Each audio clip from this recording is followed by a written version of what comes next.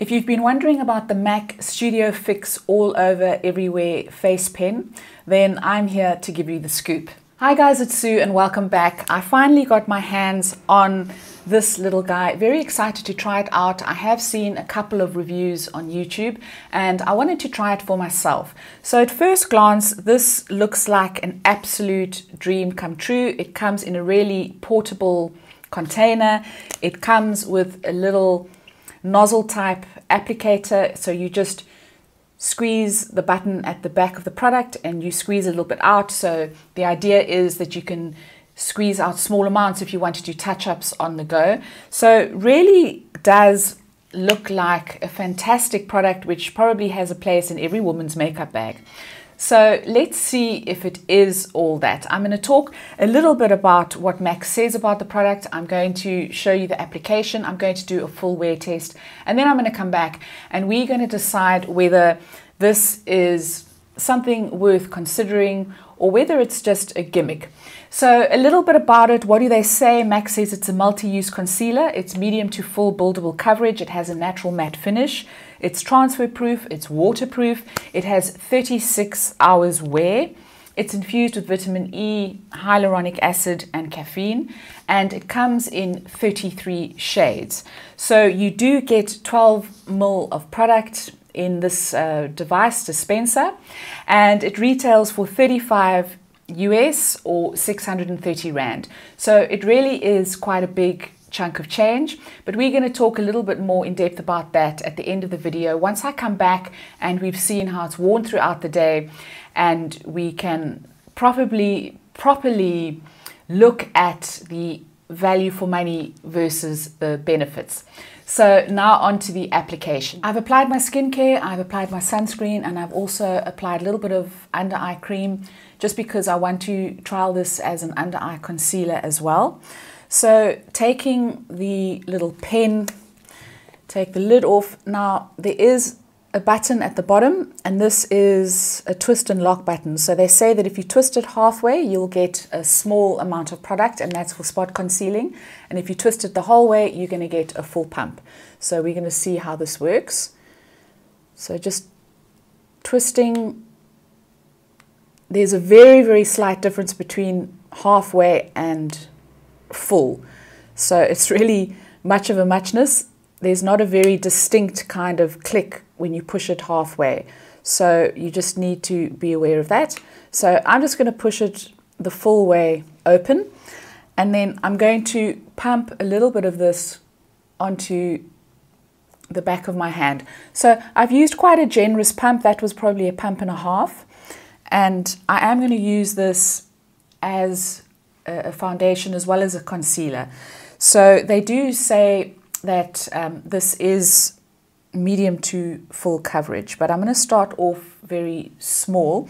The shade I'm in is NC27. It is the same shade that I'm in with my Studio Fix foundation.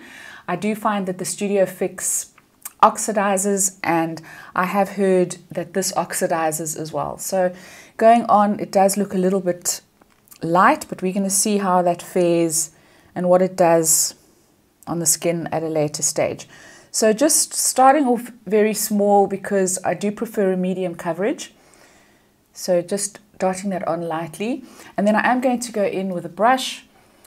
So we're just going to start blending that out. It does have a very blendable consistency.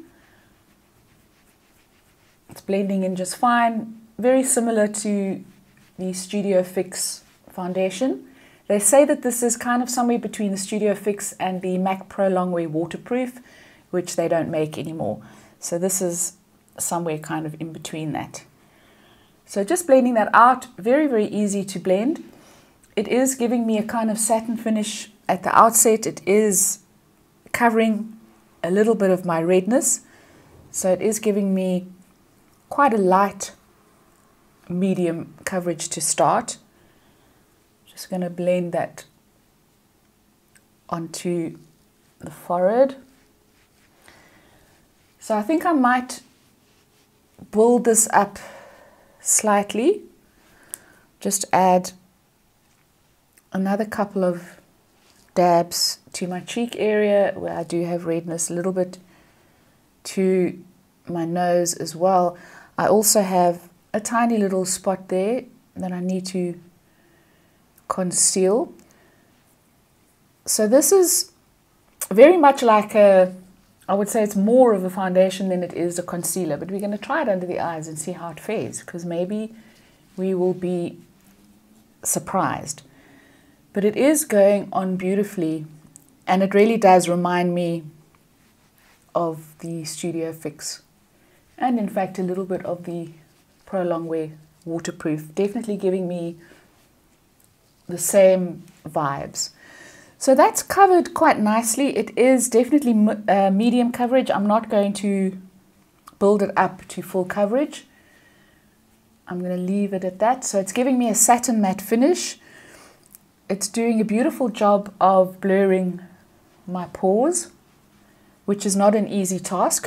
So congratulations, Mr. Foundation. Really is doing a lovely job of that. So still looking a little bit light on the skin. We are going to see if it oxidizes. I still have that much left on the back of my hand, so you really do need quite a small amount. So now I'm going to apply a little bit of this under the eyes. I'm just taking a little bit on a ring finger. I'm going to smush it together with my other ring finger. I do prefer to apply concealer under the eyes with my fingers. It is my preferred method.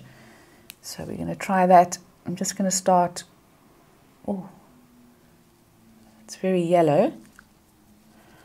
I'm just going to blend that in with my fingertips. If you wanted a sheerer coverage under the eyes, I'm sure you could go in with a sponge. And in fact, I might just do that and see how that fares. I'm just taking it up onto the bridge of my nose. This is where I normally get some wear and tear because of my glasses and my sunglasses. But it is blending quite beautifully under the eyes. It's giving me quite a smooth finish. So really not bad at all. It is a little bit tacky at the moment. We're going to see how this dries down. And we'll just take it from there. But really not bad as a concealer. It's not a bad color. It is lightening and brightening the eye area. It doesn't seem to be sinking too far into my wrinkles. I do have wrinkles under the eyes. Nothing is going to erase them. So we need to be a little bit realistic about that. But I think it is really giving me some quite nice coverage. I'm going to take a little bit more just onto the chin, where I'm still seeing a little bit of redness, and just going to buff that into the skin. So really is looking quite good at the outset. Now I am going to powder down just a little bit. So I'm going to take my Fit Me Matte and Poreless. Taking a fluffy brush, I'm just going to powder lightly on the forehead area, just over the nose. I'm not going to touch the under eye area. Just a little bit onto the cheeks.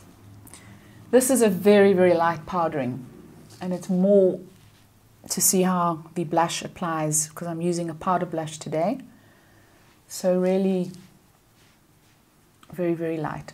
So the foundation is still looking quite light on the skin.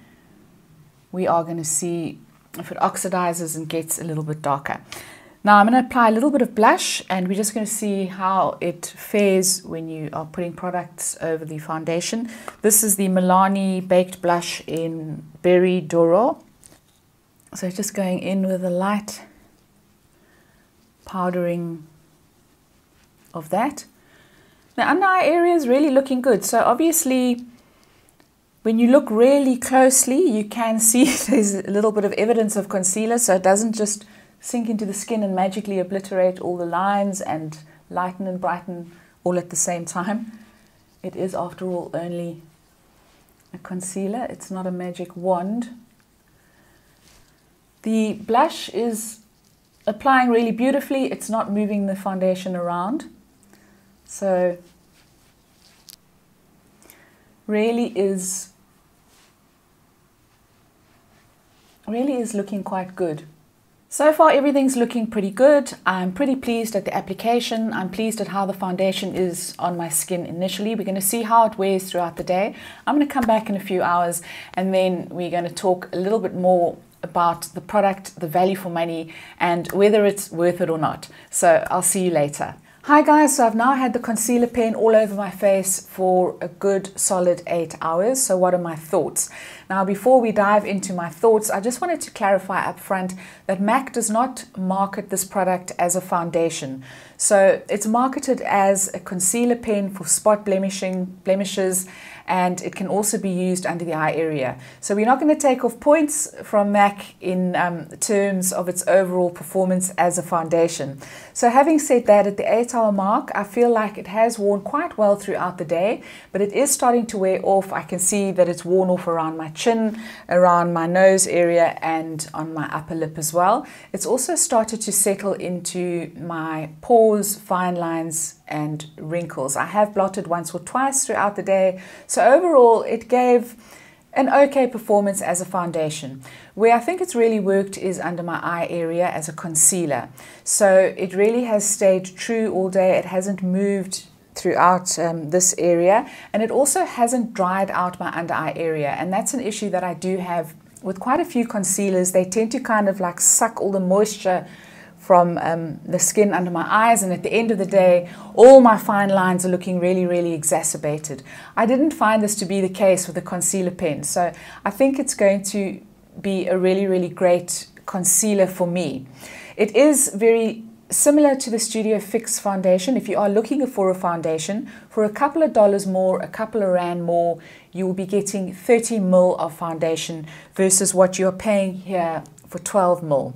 So let's talk a little bit about the value for money. I think that the dispensing mechanism is great. I think MAC have shown some real innovation here. I think this is very elegant. It does have a little window as well, so you can see how much of the product you've used. I like the dispensing mechanism in principle. The only thing I will say is that you cannot, it's very unclear, very difficult to see the on and off switch on this pump. So if you are my age and you're a little bit short-sighted, you are going to struggle to see that.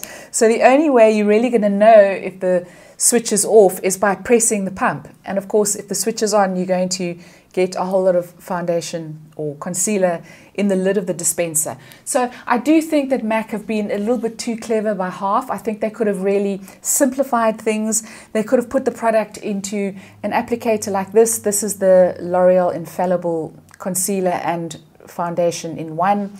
And this is 10 ml. So it's a lot more compact than the 12 ml that you're getting over here. And this one also comes with a very generous dose-sized applicator. If you are going to use this for the under eye area or for spots around your face, it's absolutely ideal. So MAC could have simplified things and gone this route, but congratulations to them for the innovation. It really is appreciated as well, even though we might have our reservations about it.